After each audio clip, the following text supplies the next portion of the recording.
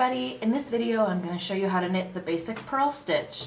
You'll need a few stitches cast on before we begin to practice with.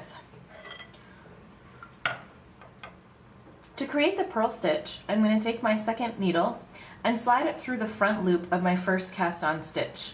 Notice I'm coming from the back to the front, which is the opposite of the basic knit stitch, if that's what you're used to. I'm going to wrap my working yarn around the second needle, use the needle to pull the working yarn through my cast on stitch, and slip my first purl stitch off and onto the second needle. Once again, coming through the front loop from the back, wrapping,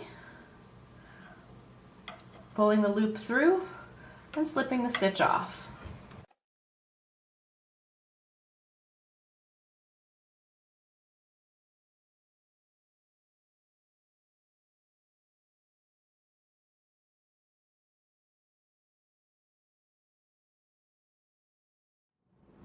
And that's our first row of purled stitches done.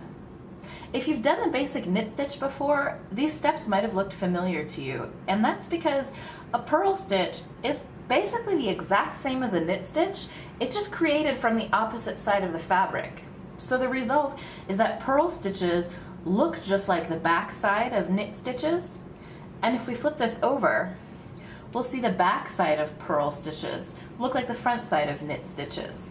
So this is a slippery concept, especially if you're a beginner and you don't need to worry about it, but keep it in mind for later as you get more advanced. Understanding how knit and purl stitches are mirror images of each other is really helpful.